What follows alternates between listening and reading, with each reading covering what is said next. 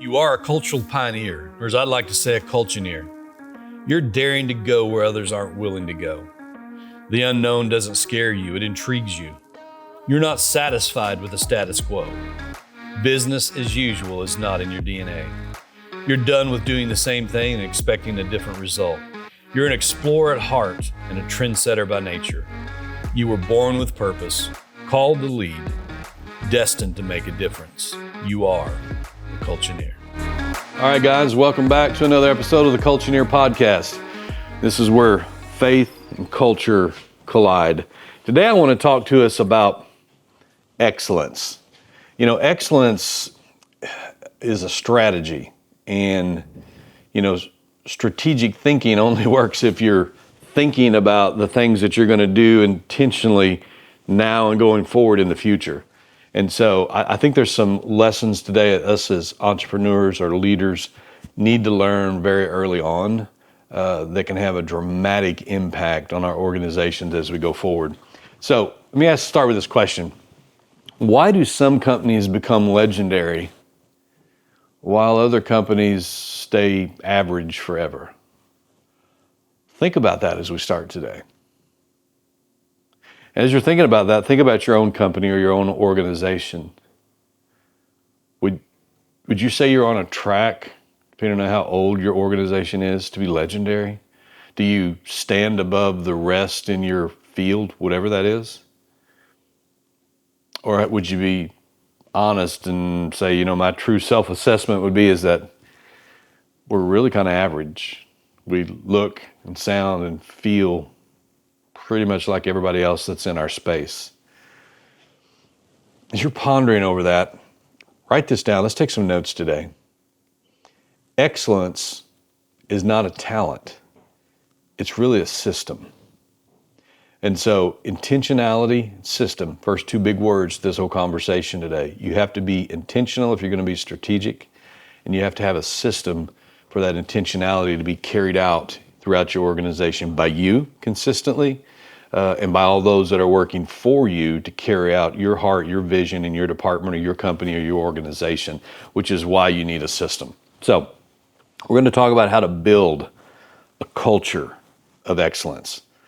The difference between a struggling company or an organization, or a struggling company and an organization or legendary one, is rarely intelligence. It's usually standards. So what kind of standards do you have? I think standards sometimes for our organizations and our companies are a lot like core values. We have them, but we're not necessarily always good at intentionally creating a process where others understand what they are, where others understand why we wrote them down, or why others maybe understand why we talk about them once a year. Because they're supposed to drive behavior, and they're supposed to drive consistency in our decisions, consistency in our level of our service, consistency in our quality control. And if you're struggling in any of those areas that we're talking about, it very well could be that you've not built a system that represents your standards, so it's not happening on a consistent basis. The problem is if that's not happening, you can't build reputation. You ever been to a restaurant where you go and it's like you invited people, you went the first time, their grand opening, it was great. And then you went back the next time and you'd already invited 4 or 5 people and it wasn't great the next time. And so what happened was you may roll the dice again down the road to make another attempt to try yourself, but you're probably going to have that in the back of your mind before you tell anybody else that they ought to go check out the new restaurant in town. And that's the importance in all of our organizations, is that you need to have the consistency in your standards and the level of excellence if you're going to build a reputation. I think a lot of times we have to spend more on marketing because we haven't spent enough time building our reputation. Think about that for a minute. If you have how much does Apple have to spend to get you to buy a new phone and customers? And I realize they're a worldwide company. They have an advertising budget, but I don't need to see a commercial to know that I need to upgrade my phone, or decide whether I'm going to go buy a different product besides an Apple iPhone. I'm just not. Because they have built a reputation of being innovative, of being top of the line, of being cutting edge. And that's what you have to do. But you have to do it by starting with a standard of excellence that you have, and then building a process that it consistently and intentionally is followed by all of those people that are on your team. And then the end result is you will build a reputation with your customers like, I know I can depend on them. That is the level of service. And it becomes the tipping point of like, I call them, I know I'm going to spend more, but I know exactly what I'm going to get. I got away from that one time. I tried somebody else because I thought I could save a little bit of money. It was a nightmare. I'll never do that again. And so that consistency, it insulates you even in times of economic downturn. It gives you a competitive advantage when you're being compared, and some people are only shopping on price when you're selling on value. People that sell on value have to be able to offer something more than just the price. Everybody has a price. Is that really where you want to compete? That's kind of like competing with average. So guys, listen, let's break down what excellence actually looks like when we're building a company. And I'd like to start that by let's debunk a myth. And what I mean is there's the myth that we have to create a hustle culture if we're going to be successful. Now, is there a place for us to grind it out and to be hustlers and give 120%? Absolutely, no doubt. I got to do more than what the average guy does. I need to put more time in the gym if I want to compete, on the field. I need to put more time, practicing. If I'm going to be successful at selling in the home, if I'm going to be speaking, I need to spend more time, in my study than somebody else does. All those things are true. But the problem is what we begin with that gives us a competitive advantage. If we don't evolve and grow as our company, as our organization's growing, as our responsibilities are growing, the very thing that made us successful will become the lid that keeps us from growing. I want you to think about that for a minute. If my mindset is I'm just going to work harder, try better, and hustle more, I won't build standards.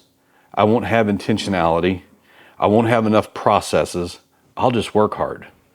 And the problem is that you begin to burn out over a period of time and you become your own cap, and so will your people. So hustle alone doesn't build great companies. And leaders are often taught that success just comes from grinding harder. And there is a component to that, but it's not the only one. And it's not the only factor. Hustle helps you start. Systems help you scale. So figure out where you're at today. If you're starting, you're probably in that grinding mode. But as you're grinding, as a leader, you need to be figuring out what does that next step look like if I'm going to scale. So, well, I'm not going to scale. I'm going to be a business. I'm going to have one location. Listen, scaling sometimes doesn't mean that I have multiple locations across multiple states. It simply means I'm going from being a solopreneur to having an employee. I'm going from having one employee to having 5 employees. That's still scaling. You still have to have processes for that. So you need to be thinking about that. You need to begin to build your systems in order, if somebody is going to interact with you and you are the sole salesman in your company, and then you 2 years down the road, you have 10 salesmen in your company. Every one of those interactions should feel like that they're interacting with you. So, which means they have to understand what is valuable to you. What is your core value? Like, we're just not going there. We're not going to be dishonest to get a sale. So integrity is a core value. That really matters. Yeah, well, it matters. Okay, I'll tell people that when I hire them. Okay, did you build it into your processes? Do they understand that that is a standard of excellence that we will walk away from? We won't cross that line in order to get a temporary win. Because a temporary win at the expense of your integrity ends up being a long-term loss, and it will damage your reputation. And what took you 2 years to build can be lost if you drop the ball with the wrong person who goes online like a typing Nazi, telling all the people on how you were out to get them and how you under-delivered on all those things. So it's more than just hustle, guys. Energy builds companies early, but standards is what sustains them long-term. If you're there, you need to work on it. If you're planning on going there, you need to start building it. If you feel like you're average and you're there, you need to pay more attention to it. Startups burn out a lot of times because they rely on all effort and no structure. You have to have both. You just have to have both. Hard work builds momentum, but excellence is gonna build the reputation. And long term, you want to build the reputation. Again, you want people to come back and shop more often with you, whatever that is that you're selling, whatever that is you're doing. You want them to be willing to pay more because they understand that it's more valuable, because you know at the end of the day you're going to deliver more, and that's going to cost you more in the long run. But it all works out if you have a process and a standard where you can deliver that consistently, because the best marketing you can have is a third party saying, here was my experience. I can't even pay enough for marketing to get that. But if I have a customer that's telling somebody else that has no skin in the game about how their experience was and why we should use them, and that's gold. But I don't get that unless I can deliver and build a reputation of that. So again, excellence isn't just hustle. So what actually creates all that? Well, let me start with this. Excellence first has to be defined. If excellence isn't defined in your organization, it won't exist. And it can be very subjective. Think about raising your own kids. Your idea of what a clean room should look like and your wife's idea of what a clean room should look like may be different. I promise you it's different than your 15-year-old son in his room. Well, it is excellent. I got all the food that was out here from last month, and that smell is finally gone. But you had to trip over everything just to be able to get in there and almost push the door open to even enter the room. So you have to set what is the standard. It's the same way in your organization. For some people, they're bringing the baggage and the perspective of the last place they came from, and it might not be yours. And so you can't assume that. You have to set that standard, and then you have to be able to teach it. If it's not defined, it's not going to exist. Most companies say that I want excellence, but very few define it operationally. I want it, but what does that look like? What does that look like when a customer walks through the door of our restaurant on a Friday night where we're backed up? What does excellence look like when we know that there are going to be people that are going to have to wait? How do we serve that? How do we think through the details of the excellence? Are we going to provide free coffee and water for the people that have to wait? Are we going to make sure that we have music playing that's kind of relaxing?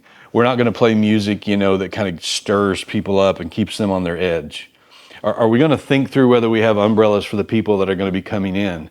Where's the overflow going to be if we have too much, we have more demand than we have seating just in our foyer? Is there a place where we can move them out of?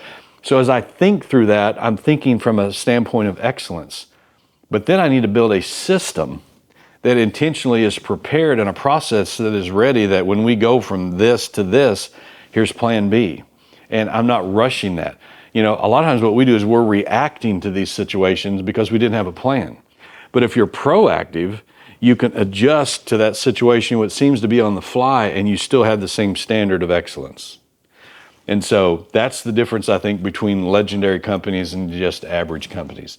That's the difference between having to spend too much of your money on marketing because you're trying to overcome too many bad experiences instead of building a reputation that people say, that's what I want. I want to be associated with that brand.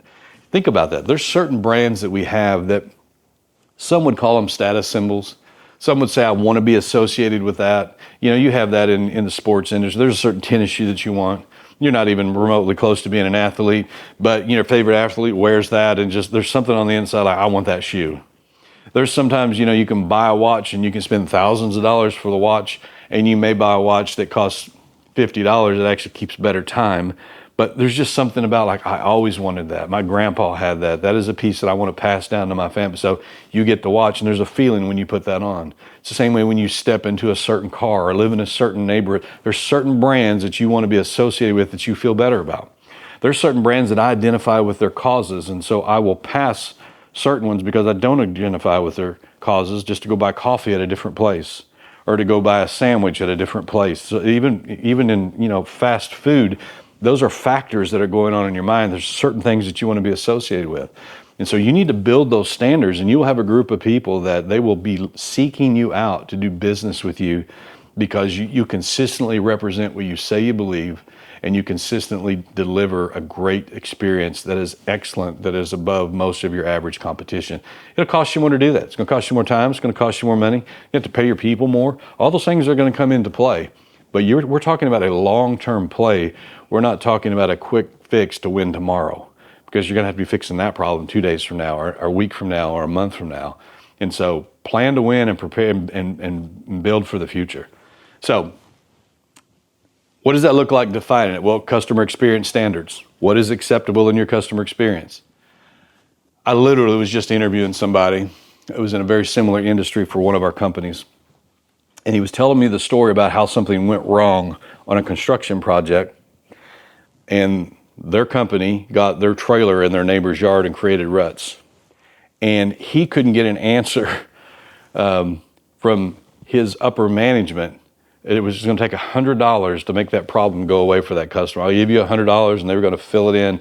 He couldn't get an answer quick enough to take care of the problem, so he wrote a check out of his own account in order to take care of that customer, because he understood that my referral probably is at stake and my reputation is at stake because it happened on my job site, even though I didn't do it. That is a standard of excellence, and it is a shame when the standard of excellence of the employee is higher than the employer. And so when you get this right the other way, it rolls all the way down to your customers. And so think about this. In culture, this is very important. The customer experience will never be greater than the employee experience.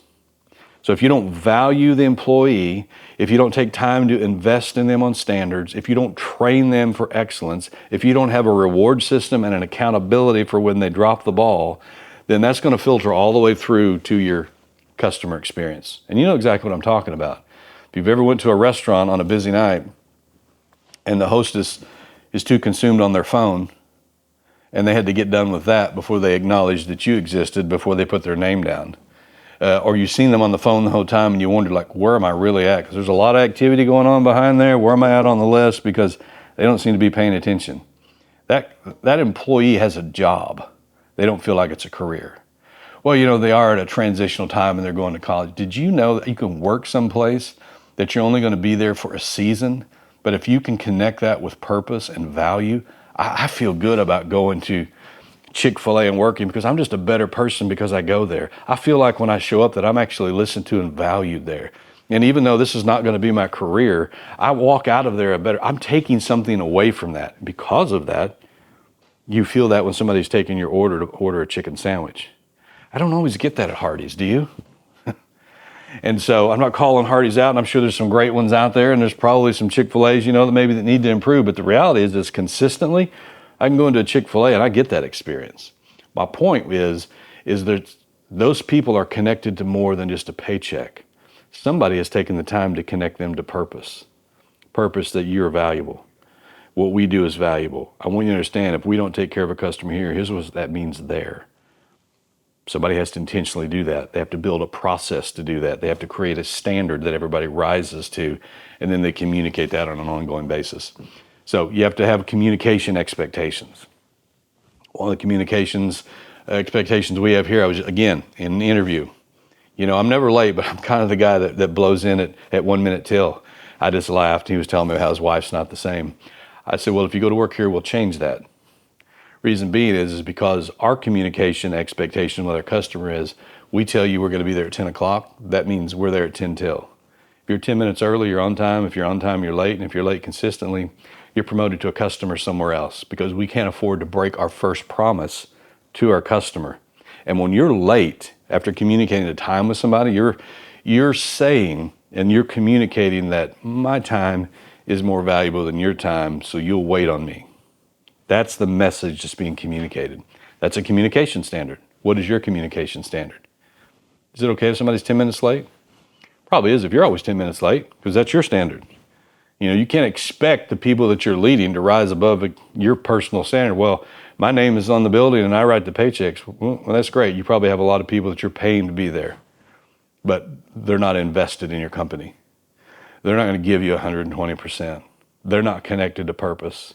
And I promise you, if you'd get real and survey your customers, they're not having the experience that they could have. They're probably having an average at best experience, because that's what your employees having, because you're living an average life and not an excellent one. So you need to have product quality benchmarks. What's good enough? Well, anything we put out, because that's all we could get done today. Really? Do you really want everything to have your name on it? You really need to think, like, when that goes out, that has my name on it. Man, I can't tell you.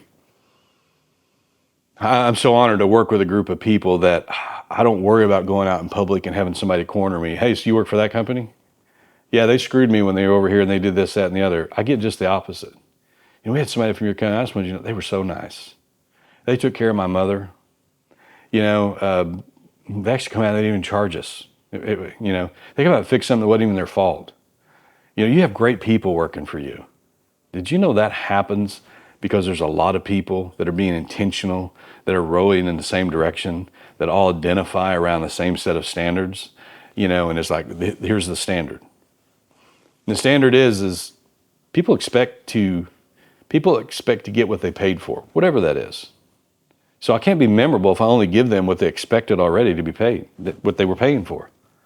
So if I want to be memorable, I need to connect it to an emotion and give them more than what they expected, which means I need to go above average. And I get above average when I'm operating there's not a lot of people operating the level of excellence because it costs more time, it costs more money. I have to care more deeply. But up here, there's less competition. Up here, it's far more obvious what I'm about to get for what I'm paying for because I'm experiencing that all along the way. Some of you are spending so much money on your marketing, but you're not paying any attention to who's answering your phone. Well, they're just my receptionist, really. They're the first point of communication for your entire company. The first impression that you'll only get one opportunity to get. And you're underpaying that person, you're undervaluing them, and you don't train them. And you wonder how come you're having to spend so much on your marketing? Because it starts right there. Well, there's the guys that actually, do the work. They're not the salesman that builds the confidence. Oh, really? The salesman may get you the job. Your production people are going to be the ones that's going to lose the future jobs because you don't care about their quality control. You don't care about them. You don't care about what's happening in their family. It's all about dollars and cents with you. If it's only about dollars and cents, and guys, we have to make a profit. Bottom line, we have to make a profit. So I'm not a socialist. I'm a capitalist. But at the same time, there's more to life than just money. And there's more to your employees than just what you're giving them on their paycheck. And you need to begin to see them as a teammate, a member, a peer, not just as someone that you pay and that's a hired hand.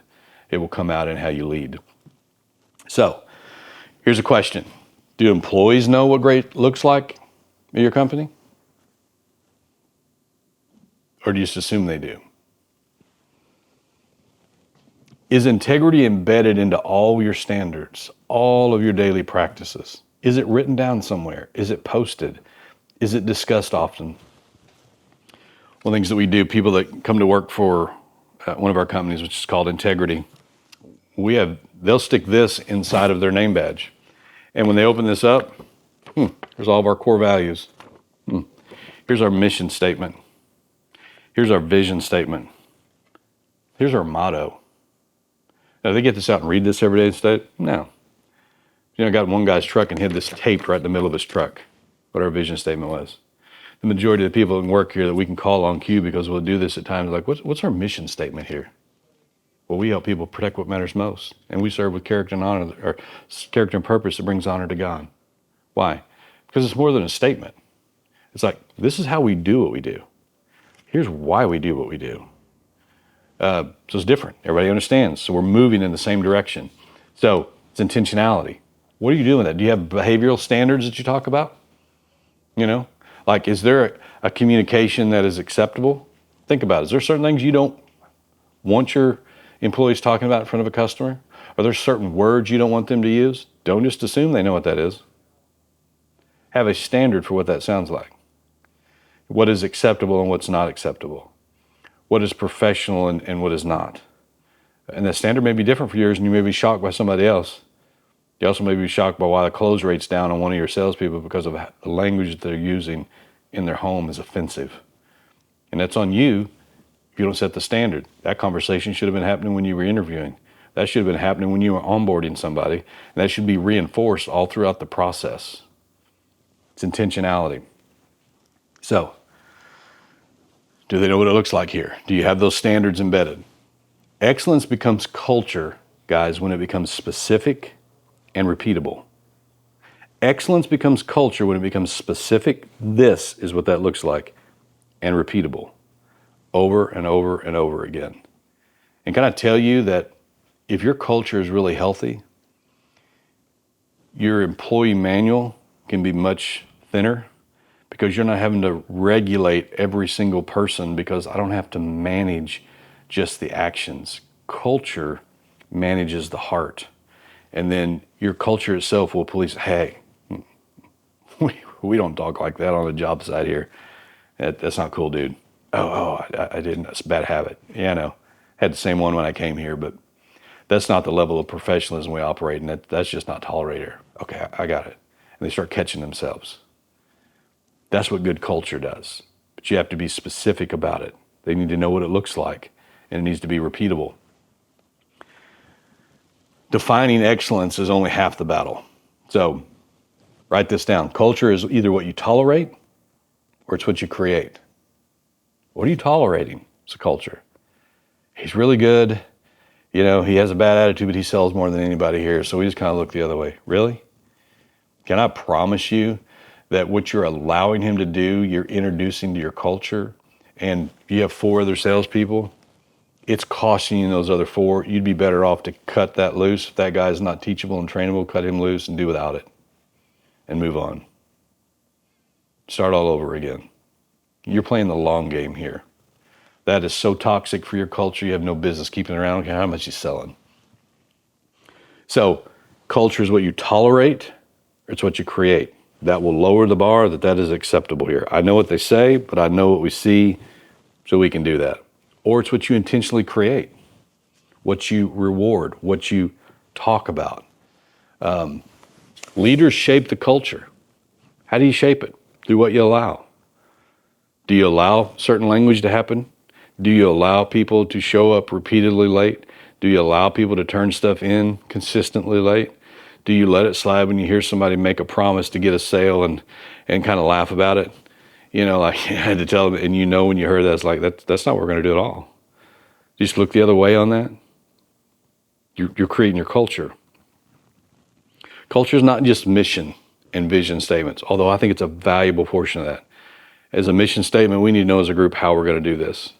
As a vision statement, we need to know what we're working towards and where we're going to end up. That motivates me to stay, and it motivates me to get better, because now I can see what you see, which is a brighter and better future, and I see myself in that.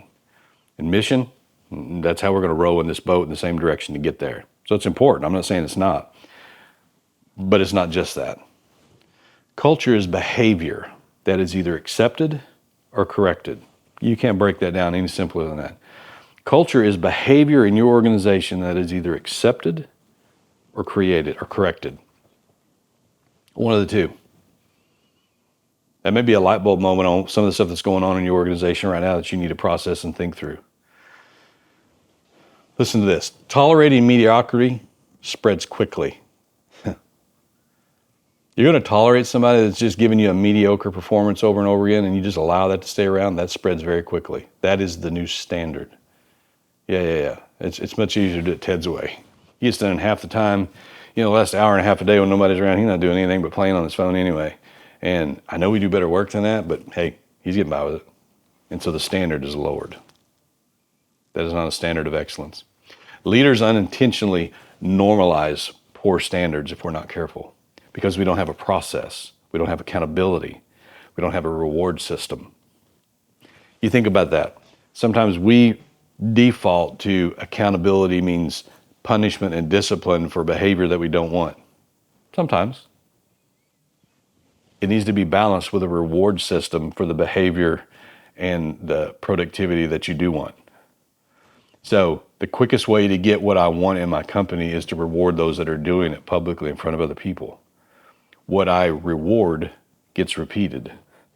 What I reward not only gets repeated, but when it's seen, it gets replicated. So maybe you need to move from just judgment to a little bit of grace and have a balance between that. Either way, you have to be intentional with it if you're going to produce this healthiness and this culture of excellence within your organization. So if you're listening today, what behavior do you ignore that you shouldn't? Just think about that for a minute. What behavior in your organization are you ignoring that you shouldn't? Or think about leaders unintentionally normalize poor standards, but what excellence do you fail to recognize? Like, who's doing a good job that you just assume they're always going to do a good job? They're like the two sons that you have at home. One never gets good grades. And when he gets a C, like, he's won the Nobel Peace Prize and you're celebrating him. But the other son that typically gets A's gets a B. And it's like, dude, you're grounded. You should try harder. What's the matter with you? You have more potential than that. Probably does have more potential than that. But do you see what that's causing? Some of you lead your organizations that way. What excellence do you fail to recognize? Maybe that should be more like, and I know you can get straight A's because I've seen you do it before. I want you to know that I'm super proud of the fact that you got almost all A's, which is far better than what I did. And the culture that we're living in, as busy it is out there, all these distractions, man, I am proud of you. What can I do to help you, though, in that area to make sure we can get that up to an A? Because I know you can do it. That hits differently. That makes me want to get the A, not feeling belittled because I got a B.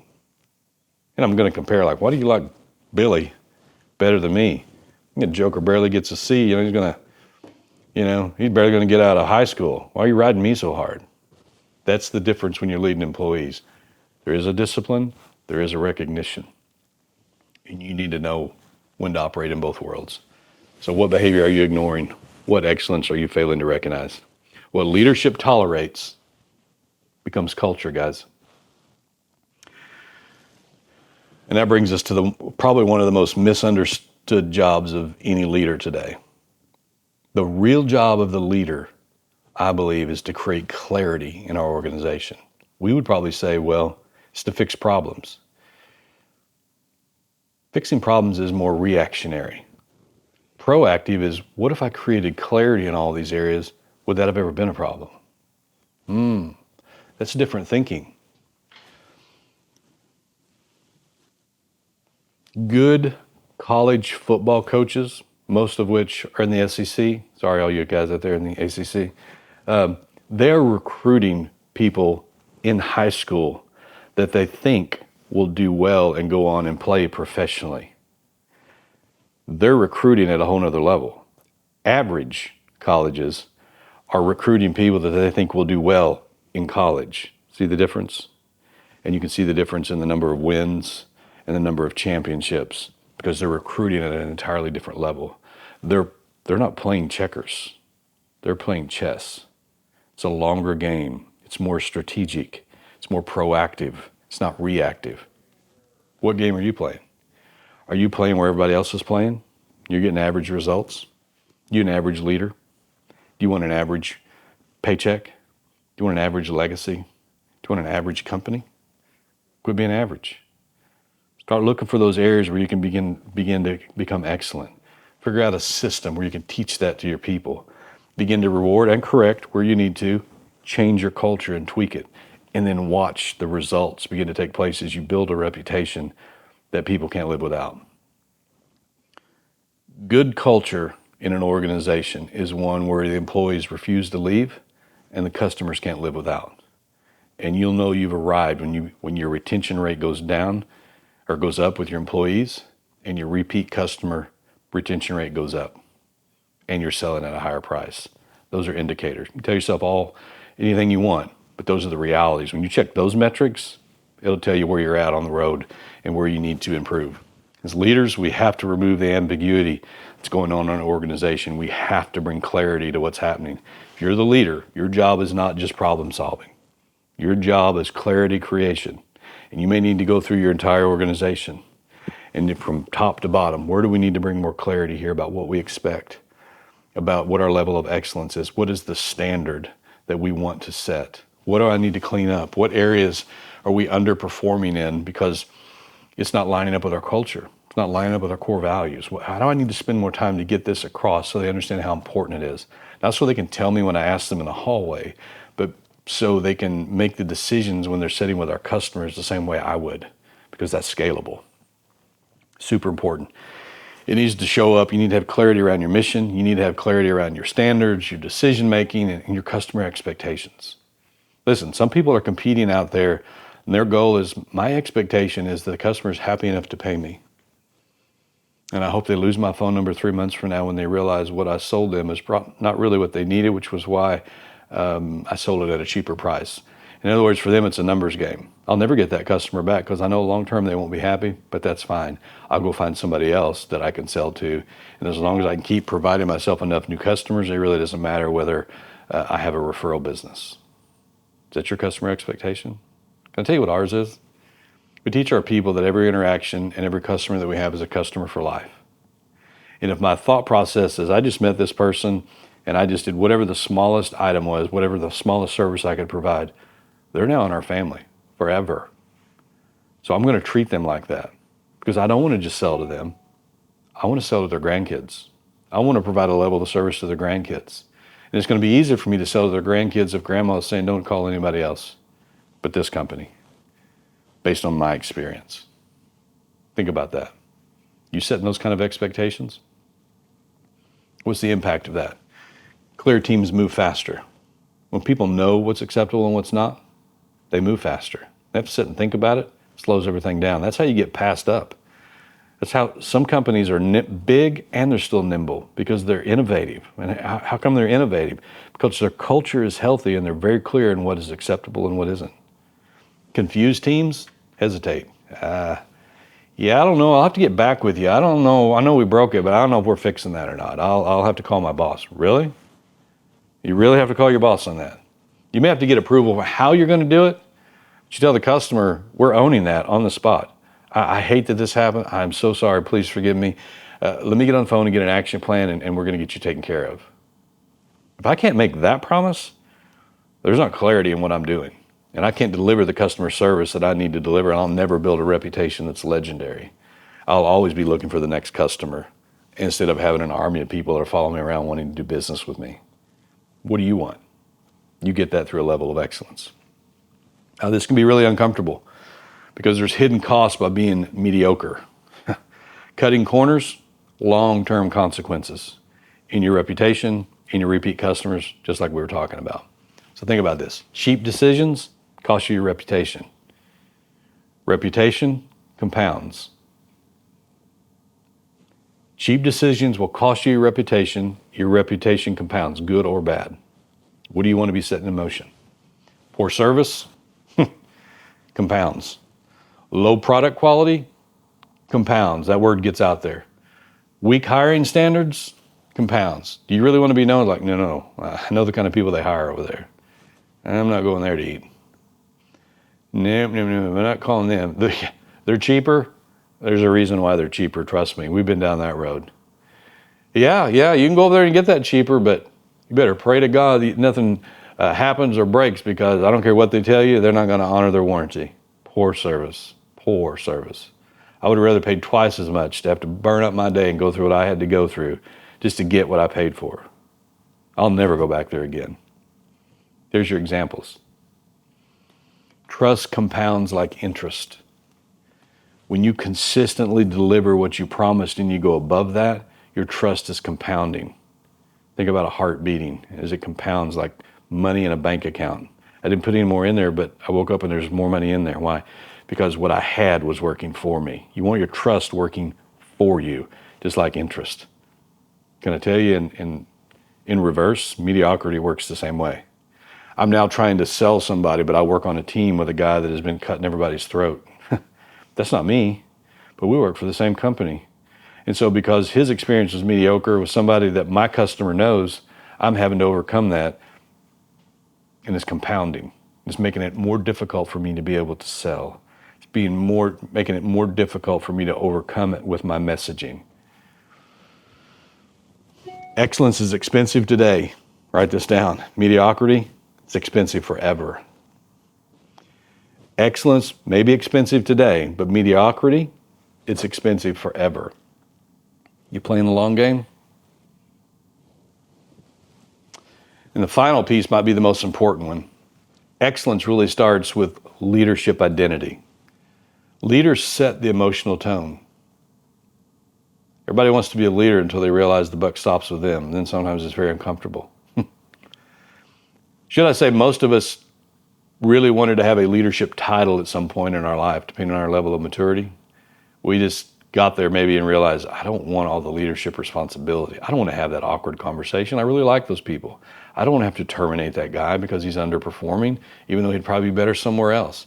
I don't have to be the one that brings this up because that's awkward. I mean, he ought to know he should brush his teeth before he comes to work, that he ought to put deodorant on. I mean, you get into some of the weirdest things when you're leading people. That's all part of being a leader. Oh, I thought the leader was having the office that nobody bothered and the parking spot that was the closest and all the people that... You need to turn that pyramid upside down and look at what servant leadership is. Your job is to raise up leaders, not to go poach them necessarily from somebody else. You're going to take the habits they had to somebody else at somewhere else, and they're going to bring them into your organization. You know, you need to set the standard, and you need to develop leaders that identify and share the same values. So leadership's going to set the emotional tone. You're going to shape the standards through your behavior. Your teams are going to mirror your leadership expectations. What are you modeling? You don't have to go any further to understand this than at home. I give my kids this speech. I told them smoking was bad for them. Yeah, but you smoke every day. Why are you shocked when they went behind your back and now they're smoking at 15? Because that's what you modeled for them. I mean, you could just fill in the blank on 50 different things. I don't understand why you would talk to your mother that way. Because last week I heard you talking to mom that way. Now, they may not have the courage to tell you that, but that's the reality. And so it's the same way in your organization. What are you modeling? Those are the expectations that you're setting.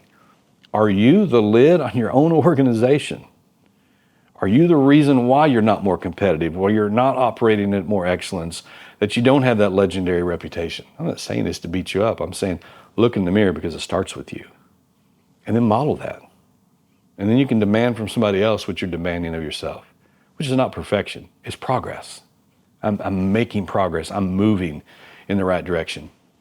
So organizations rarely outperform the standards of their leaders. It's just reality. So how do we as a leader actually build that excellence into our companies? And I'm going to wind this up right here. You have to build that culture of excellence.